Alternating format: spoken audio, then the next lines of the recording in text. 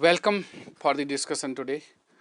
Dear friends, all of you are aware that recently government has again come out with a notification that the Indian Railway Management Services examination is now suspended. जरा बात करते हैं एक story पर जो पूरा episode हुआ है रेलवे को लेकर के। तो 2020 के पहले 2020 के पहले रेलवे का रिक्रूटमेंट दो तरह से होता था। एक होता था सिविल सर्विसेज के थ्रू, जहां से 3 डिपार्टमेंट्स में स्टूडेंट्स लिए जाते थे। Indian railway traffic service, Indian railway account service, Indian railway personal service.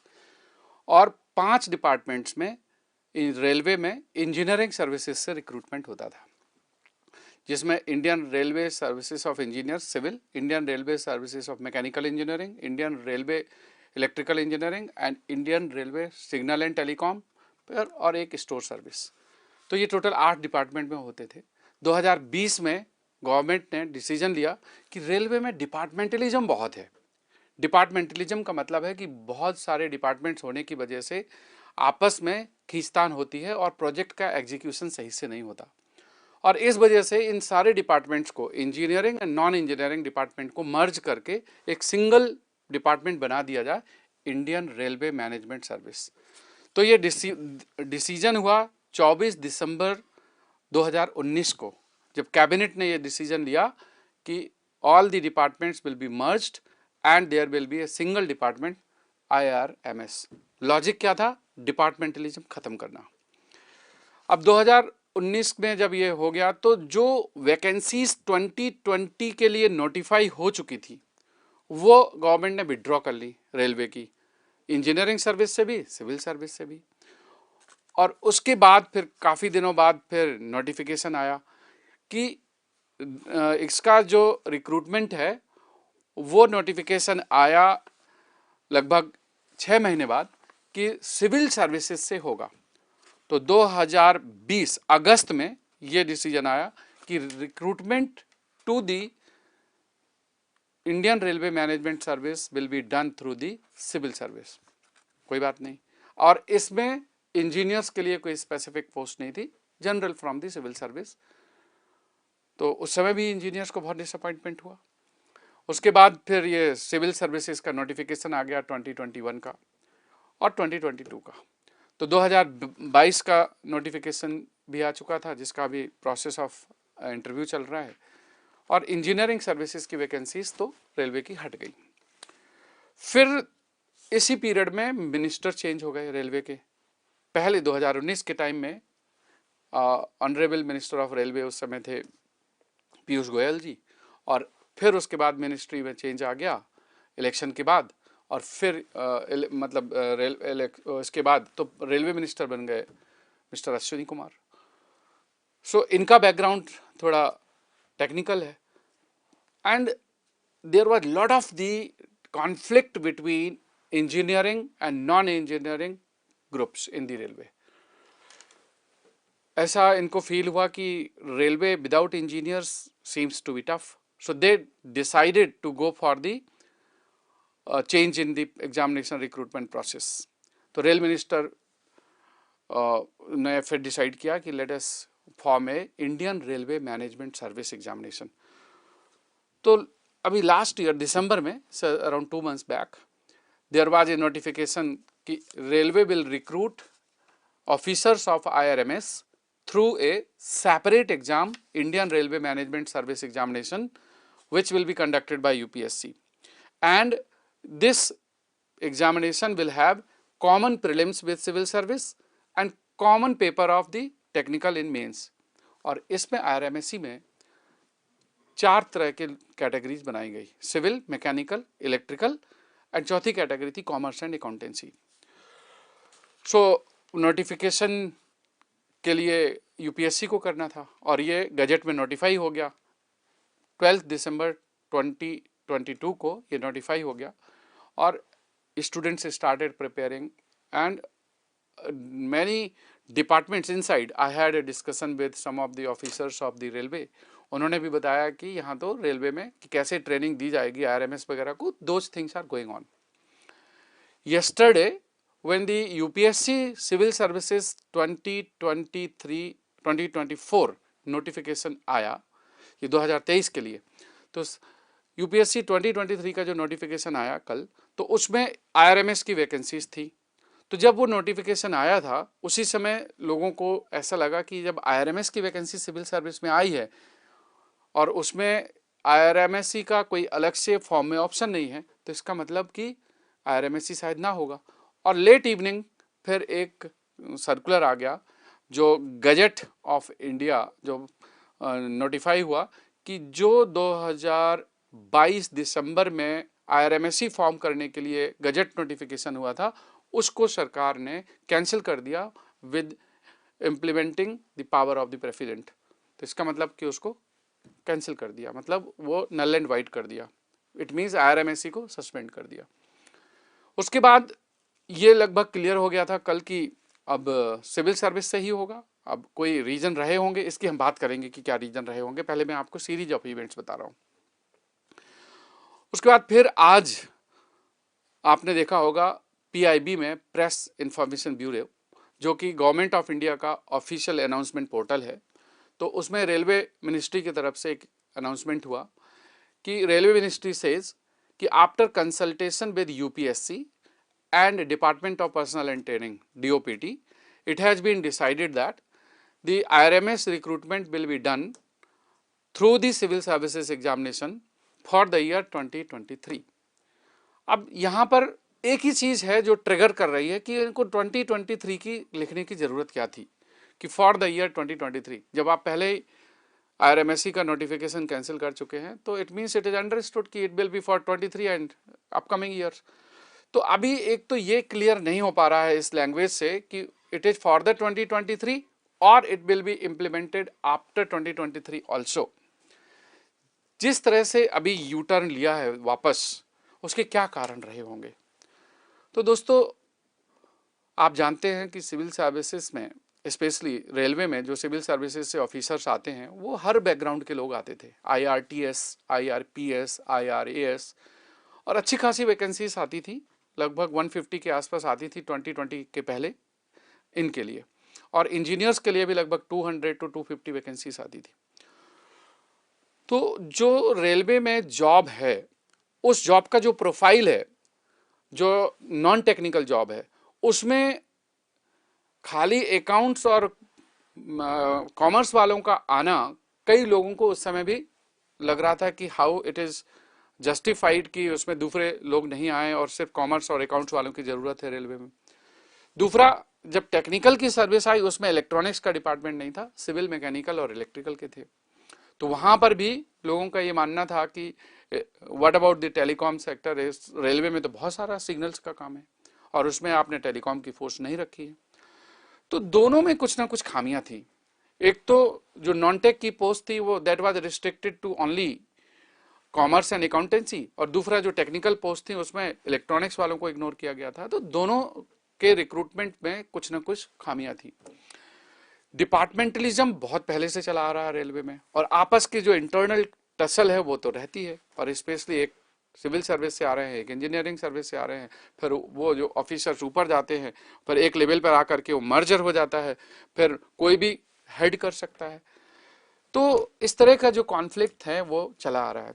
तो मेरा ऐसा मानना है, ये मेरा व्यू है, आई मे बी रॉन्ग और I may be not fully correct, मेरा मानना है कि डिपार्टमेंटलिज्म जो है वो आज भी रिफ्लेक्ट हो रही है रेलवे में, और उसी कॉन्फ्लिक्ट की वजह से रेलवे का एक धड़ा जो इंजीनियरिंग के कैंडिडेट्स को ज्यादा जाना, जिनको अच्छा नहीं लग रहा था, दे माइट हैव अपोज्ड, या फिर जो नॉन टेक के दूसरे स्ट्रीम के बैकग्राउंड के स्टूडेंट्स नहीं जा पा रहे हैं, may be from law, science और ह्यूमैनिटी बैकग्राउंड, वो क्यों नहीं जा रहे हैं, उसके लिए क्या कारण है। तो जो डिसीजन सरकार ने 2 महीने पहले लिया था, शायद वो पूरी तरह से ब्रेन स्टॉर्मिंग करके, अच्छे तरीके से डिस्कशन करके, कंसेंसस ड्रॉ करके शायद नहीं लिया था।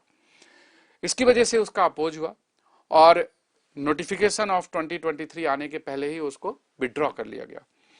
अब जो इसमें यह कहा गया है कि इस साल का रिक्रूटमेंट 2023 का यूपीएससी करेगी, तो अभी मेरा अभी भी यह सोचना है कि there is something which the government is planning to change और मॉडिफाई इन फ्यूचर। और मैं ये दावे के साथ तो नहीं कह सकता, लेकिन ये मैं अपने एक्सपीरियंस से और अपने एंटिसिपेशन से कह रहा हूं कि हो सकता है कि अभी कुछ चेंजेस आने वाले टाइम में आए और आप लोग देखें इस आईआरएमएस के रिक्रूटमेंट का जो प्रोसेस है, हो सकता है फ्यूचर में फिर से चेंज हो।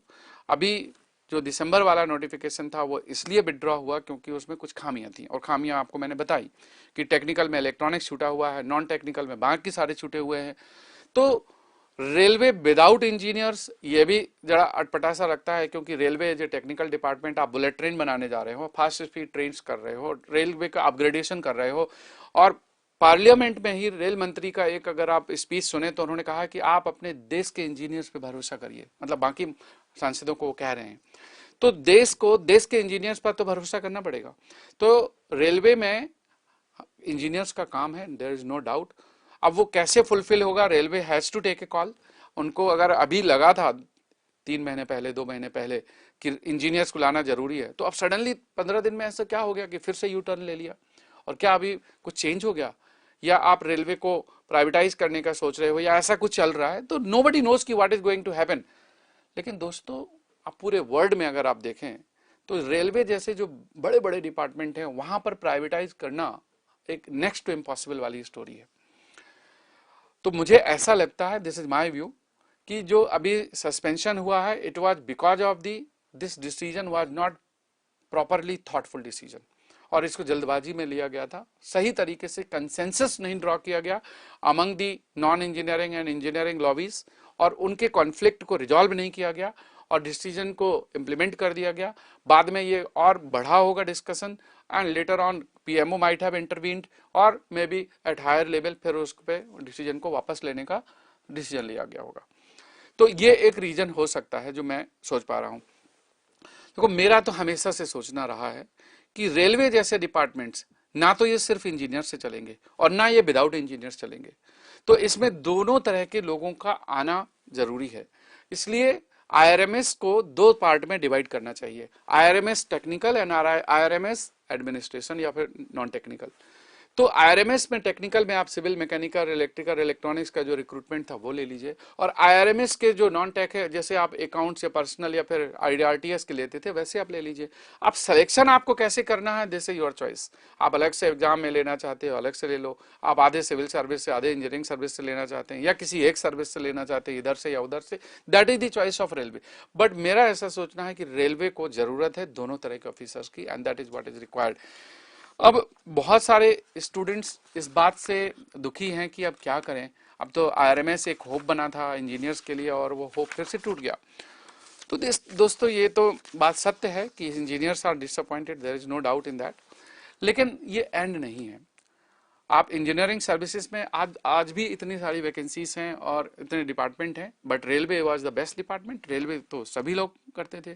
गवर्नमेंट की, स्टेट गवर्नमेंट की बहुत सारी पोस्ट आ रही हैं, गवर्नमेंट में भी इतने सारे स्टूडेंट्स जा रहे हैं, पब्लिक सेक्टर्स में भी आते हैं, तो होप तो है।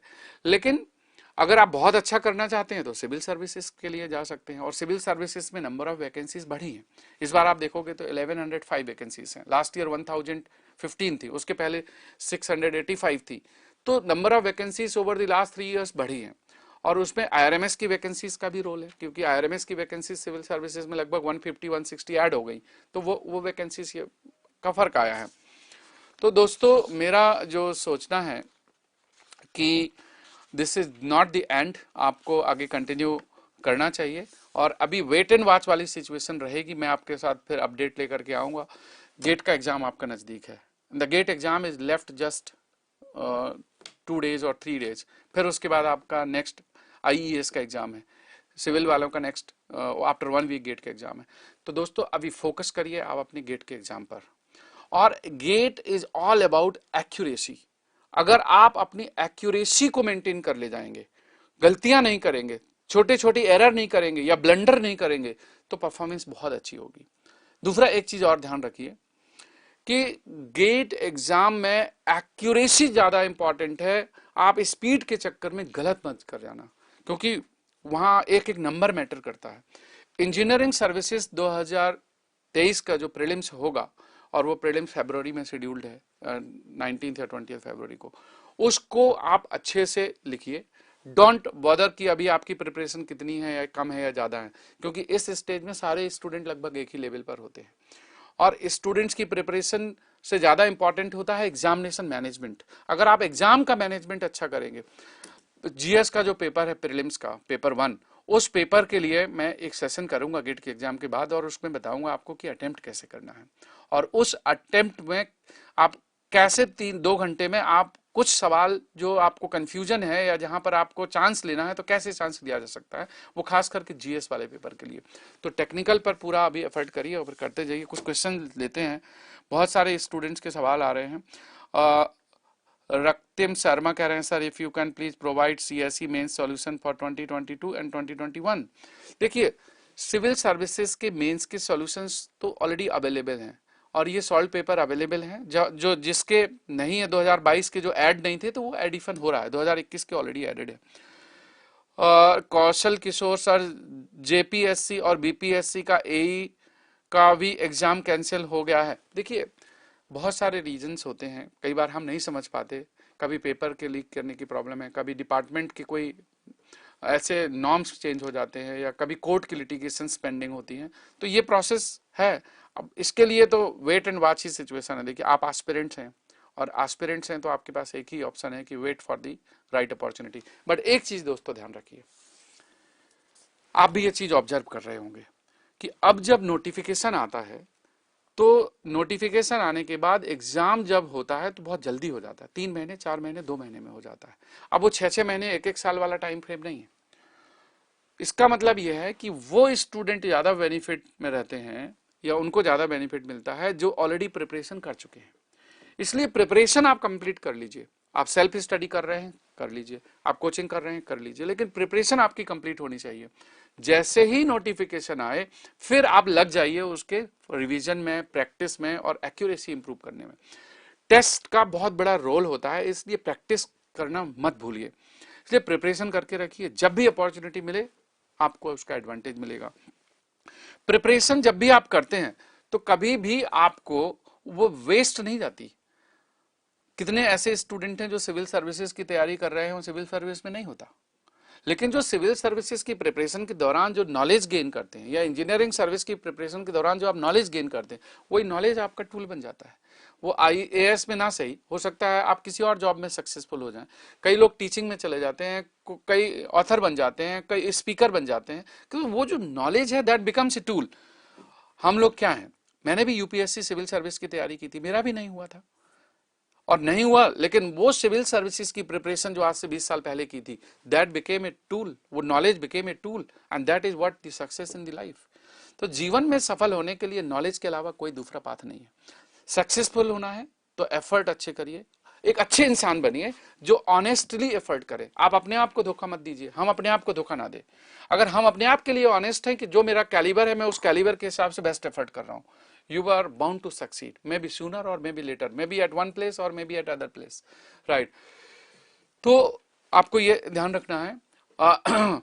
भूषण पूछ रहे हैं आप, will A separate IRMS be held in 2024? तो भूषण ऐसा अभी नहीं है, 2024 के बारे में अभी सरकार ने कुछ नहीं कहा। इसके लिए मैं आपको अपडेट दूंगा जैसे ही मुझे इंटरनल इंफॉर्मेशन पता लगेगी, ये बहुत जल्दी है अभी। I will definitely try to find the information more and detail about the IRMS, what is going to happen in future, and as soon as I get or some concrete decisions are taken by the government, I will come and tell। लेकिन अभी ऐसा कुछ नहीं है, लेकिन होने के लिए हो सकता है, क्योंकि इन्होंने 2023 वर्ड क्यों लिखा है, इसलिए कुछ कह नहीं सकते फ्यूचर में क्या होने वाला है।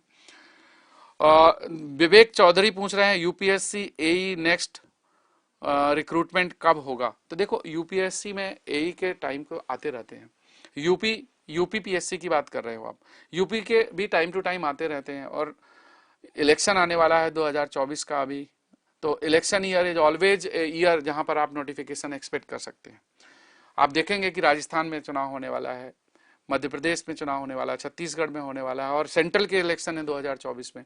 तो election year is always expected that कि कुछ ना वैकेंसीज आएंगी, उनको भी पब्लिक को खुश करना होता है, तो यू कैन एक्सपेक्ट, लेकिन ऐसा कोई रूल नहीं है, ऐसा हम कह नहीं सकते, but that there is definitely chance. फिर आप नितिन कंडाले पूछ रहे हैं सर एनवायरमेंट इंजीनियरिंग का गेट के लिए रैपिड रिवीजन सेशन क्यों कैंसिल हो गया। देखिए सागर को लेना था लेकिन अनफॉर्चुनेटली उनका एक छोटा एक्सीडेंट हो गया, he was not in position to take the classes, तो इसलिए वो सस्पेंड करना पड़ा था। रिवीजन जो क्विक रिवीजन कोर्स है आप लोगों ने अगर एनरोल किया होगा, जो एक बहुत ही फ्री भी हम लोगों ने आप लोगों को अपॉर्चुनिटी दी थी, तो वहाँ से आप रिवाइज कर सकते हैं। और अगर वो ठीक रहे, उनकी सिचुएशन इंप्रूव हो जाती है क्योंकि लॉन्ग सेशन है, तो he will definitely take. Mihir पूछ रहे हैं sir GATE plus ESC prime online course की वैलिडिटी एक्सटेंड कर दीजिए। तो दोस्तों आप चिंता मत करिए, आप मेडी जी के स्टूडेंट हैं, हम लोग भी आपकी व्यस्तता को समझते हैं और आपकी परेशानियों को समझते हैं।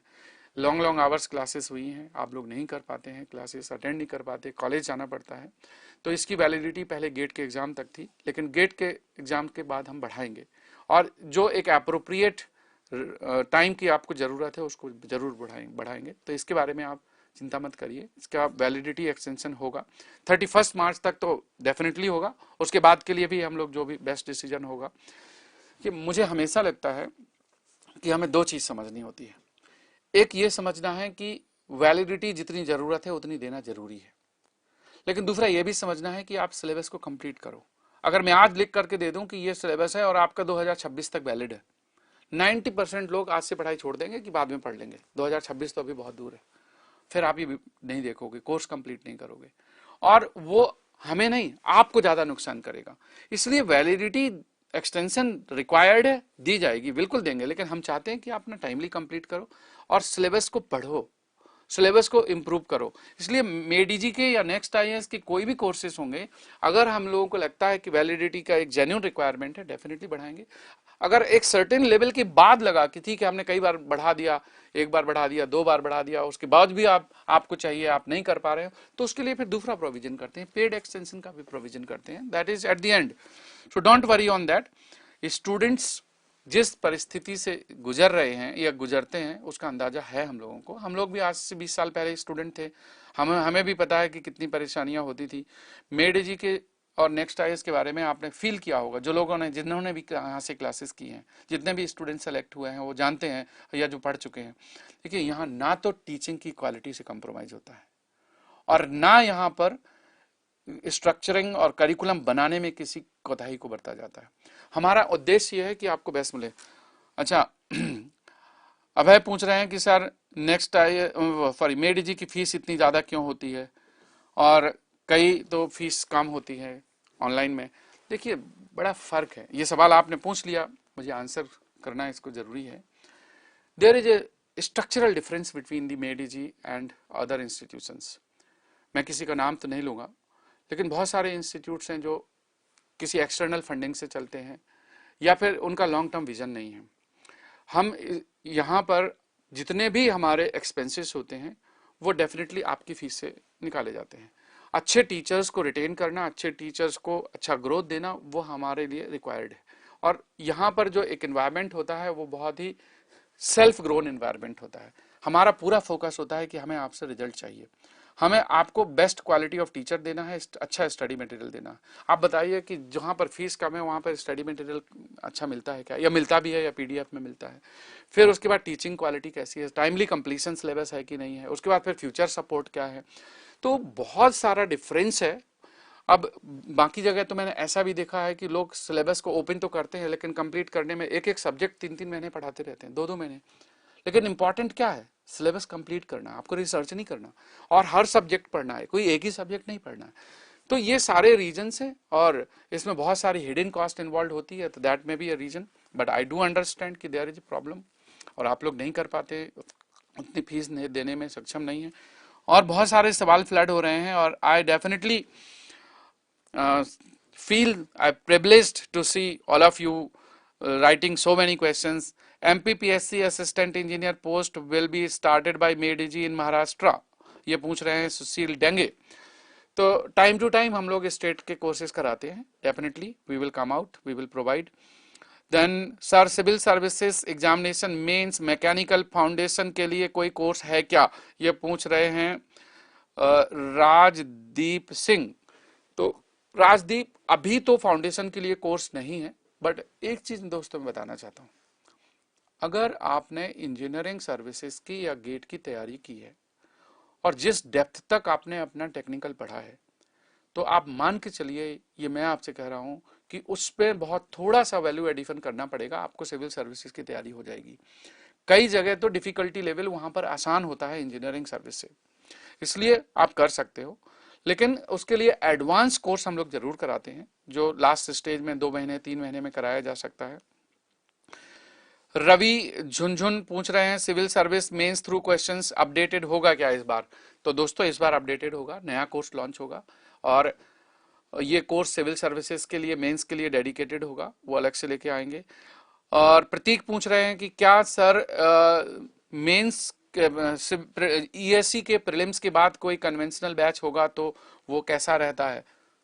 तो यहां पर मैं एक बात कहना चाहूंगा कि आप उन सभी इंटरव्यूज को देखिए जो गेट के टॉप रैंकर्स हैं या जो गेट के अच्छे रैंकर्स हैं या ईएससी के सिलेक्टेड स्टूडेंट्स हैं। हर स्टूडेंट जो अच्छा रैंकर है वो ये कहता है कि कन्वेंशनल की प्रिपरेशन करने से मेरे जो कॉन्सेप्ट क्लियर हुए उससे मुझे गेट में अगले अटेम्प्ट में हेल्प मिली, ईएस में तो हेल्प मिलती ही मिलती है। तो दोस्तों जो कन्वेंशनल की प्रिपरेशन होती है, जब आप कॉम्प्रिहेंसिव तरीके से प्रॉब्लम सॉल्व करते हो, जैसे फरवरी में आपका गेट हो गया, ईएस का प्रीलिम्स हो गया, मार्च अप्रैल में जनरली लोग खाली रहते हैं, अगर आप उस पीरियड में आप कन्वेंशनल की प्रैक्टिस कर लें, बहुत अच्छे से इन डेप्थ स्टडी कर लें, आपके सारे कॉन्सेप्ट क्लियर हो जाए, तो आने वाले समय में जहां जहां पर भी आपके एग्जाम होंगे, चाहे वो ऑब्जेक्टिव बेस्ड एग्जाम हो या सब्जेक्टिव, उनमें आपको बहुत हेल्प मिलेगी। For this is my suggestion that कि conventional practice will help lot. Those who can do, they can prepare self. लेकिन अगर आपको कोर्स चाहिए तो this year we will have the offline and online courses both, और बहुत अच्छे से कराएंगे, और मार्च के फर्स्ट वीक में या फिर फरवरी एंड में स्टार्ट करेंगे, and we will definitely provide. Hussain वी अच्छा नेक्स्ट स्टेज यशस्वी पूछ रहे हैं any change in RRB JE and RRB SSC? तो देखिए अभी तो आरआरबी में कोई चेंज नहीं होगा, तो आईआरएमएस एक सेपरेट है, आरआरबी जेई और एसएससी जेई एक अलग एग्जाम है जिसका आईआरएमएस से कोई लेना देना नहीं है। And this year you can expect more vacancies in SSC also आने वाले टाइम में। इंजीनियरिंग सर्विसेज में भी अब वैकेंसीज बढ़ेंगी, उसका मैं रीजन इसलिए बता रहा हूँ कि अब आप पैटर्न देखिए, सिविल सर्विसेज में भी वैकेंसी बढ़ रही है, अब एसएससी जेई में भी वैकेंसीज बढ़ रही हैं, और बहुत सारे जो पेंडिंग डिपार्टमेंट है गवर्नमेंट ऑफ इंडिया में, बहुत सारे जो वैकेंसीज पेंडिंग है, वो एक बार अभी जो मंत्री जी ने जो उसमें पार्लियामेंट में जब ये कहा था कि कितनी कितनी वैकेंसीज किस किस डिपार्टमेंट में खाली हैं, उन सबको अगर हम ध्यान में रखें तो वैकेंसीज बढ़नी चाहिए। एंड संजीव आदित्य पूछ रहे हैं any syllabus difference in ESC and civil service mains? Branch to branch हम इसको अलग से देख सकते हैं, किसी किसी ब्रांच में डिफरेंस है, किसी में नहीं है। अब जैसे इलेक्ट्रॉनिक्स है, इलेक्ट्रॉनिक्स का सेपरेट पेपर नहीं है सिविल सर्विस में, बट इलेक्ट्रिकल का है, and electrical syllabus is combination of electrical and electronic syllabus. तो यहाँ पर power system, machine, power electronics तो एक्स्ट्रा पढ़ना पड़ेगा इलेक्ट्रॉनिक्स वालों को, इसी तरह इलेक्ट्रिकल वालों को कुछ टॉपिक पढ़ना पड़ेंगे इलेक्ट्रॉनिक्स के। मैकेनिकल में there is nothing much extra, in fact कुछ कमी है, या थोड़ा बहुत जो इंडस्ट्रियल इंजीनियरिंग में थोड़ा है डिफरेंस, और आईसी इंजन में थोड़ा डिफरेंस है। बाकी सिविल में तो मोर और लेस सिमिलर ही है, इंजीनियरिंग मैकेनिक्स थोड़ा एक डिटेल में पढ़ना पड़ता है, बाकी सारे टॉपिक सेम है। So this can be seen branch to branch. Gaurav Meena पूछ रहे हैं offline and online which is the best? Gaurav देखो, ऑफलाइन एंड ऑनलाइन दोनों एक तरह से अच्छे हैं, डिपेंड करता है कि आप अगर घर पे रह करके स्टडी इन्वायरमेंट क्रिएट कर सकते हैं तो ठीक है, ऑनलाइन में आप पढ़ाई कर सकते हैं, लेकिन अगर घर में आपका स्टडी इन्वायरमेंट नहीं बन सकता तो आपके लिए ऑफलाइन बेटर है। और मेरा एक सोचना यह है कि जो फ्रेशर स्टूडेंट हैं, जिनको पढ़ाई के बारे में बहुत ज़्यादा नहीं पता, एग्जाम इन्वायरमेंट घर में क्रिएट नहीं कर पाते, उनके लिए शायद ऑफलाइन ज़्यादा बेटर है। और जो रिपीटर हैं, जिनको ये लगता है कि मुझे इंप्रूव करना है, तो एक सब्जेक्ट 2 सब्जेक्ट में वीकनेस है, तो वो ऑनलाइन से कर सकते हैं। तो मैं अगर स्टूडेंट रहूंगा और पहली बार मुझे तैयारी करनी है तो मैं प्रेफर करूंगा कि ऑफलाइन में जाऊं, जहां पे दूसरे दोस्त हो, मैं देखूं कि मेरी स्पीड क्या है, उनकी स्पीड क्या है, मैं कैसे नोट्स बनाता हूं, वो कैसे बनाते हैं, बुक शॉप में क्या क्या नया मिल रहा है, क्लास में क्या टीचर से बाद में पूछ सकते हैं। तो ये मेरी सोच है, बट ऑल डिपेंड्स कि अगर आपके पास घर में स्टडी करने के लिए एनवायरनमेंट अच्छा है और आप मेंटेन कर सकते हैं, सेल्फ डिसिप्लिन है, तो घर से भी पढ़ सकते हैं। Both the courses are equally good. Noor Alam पूछ रहे हैं एनवायरमेंटल इंजीनियरिंग का मैराथन क्लास, ये तो मैंने ऑलरेडी बता दिया। Karishma Khannam for what about the IRMS course now? देखिए आईआरएमएस के जो स्टूडेंट नेक्स्ट आईएएस में एनरोल्ड हैं मैंने उनका आज सेशन किया था, and we have given the 3-4 options कि वो इस कोर्स को कंटिन्यू कर सकते हैं, या फिर इस कोर्स को सिविल सर्विसेज के कोर्स में कन्वर्ट कर सकते हैं, या जिसका डिसीजन है कि वो नहीं करना चाहते तो हम रिफंड कर देंगे, और हमें उसमें कोई प्रॉब्लम नहीं है।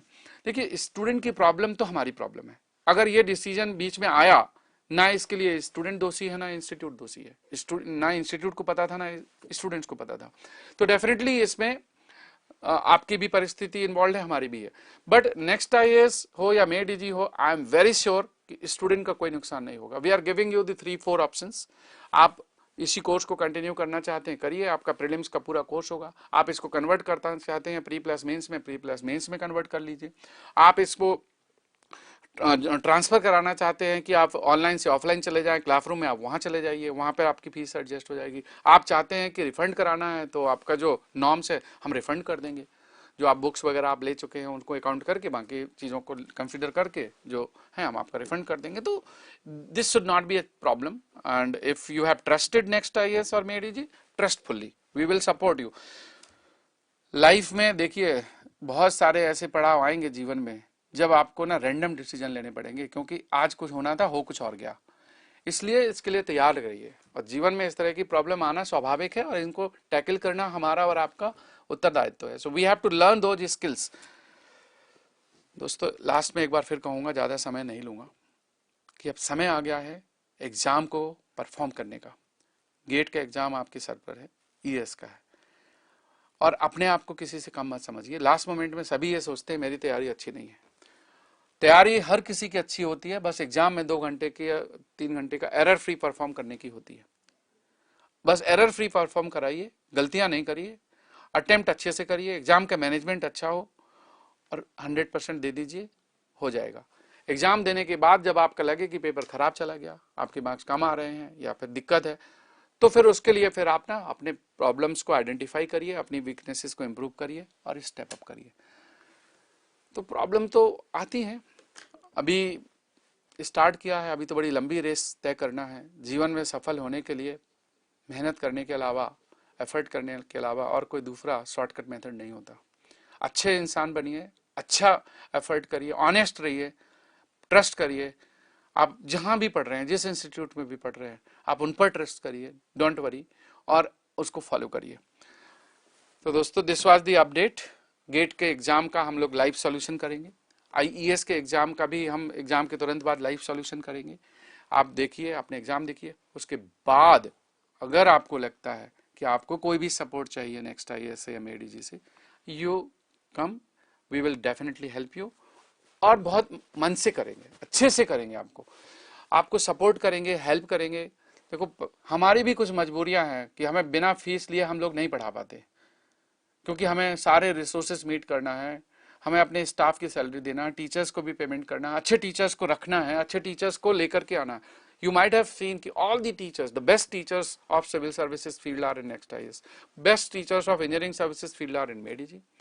तो मेरा तो एम ही यही है। और जो स्टूडेंट यहाँ पर देख रहे हैं, अगर आपको नहीं पता, तो recently we have come out with the vacancies, 110 vacancies मेडीजी में और नेक्स्ट आईएएस में अवेलेबल है, जिसका नोटिफिकेशन अभी हम लोगों ने किया है।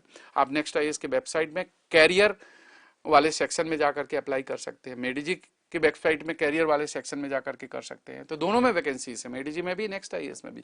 कुछ टेक्निकल पोस्ट के लिए हैं, कुछ एडमिनिस्ट्रेशन पोस्ट के लिए हैं, कुछ मैनेजमेंट पोस्ट के लिए हैं, कुछ टीचिंग के लिए भी हैं, उसमें किसी किसी सेक्शंस में है, तो आप कर सकते हैं। और आप अगर यहाँ के स्टूडेंट रह चुके हैं मेडीजी के या नेक्स्ट आईएएस के, तो आपका तो हमारा एक अलग रिलेशन है। We will definitely consider on priority, but it will be definitely based on merit, but definitely will be a priority. So thank you very much. All the best. Stay safe, stay home and crack your examination. GATE को अच्छे से करके आइए, ES को अच्छे से करके आइए। जय हिंद।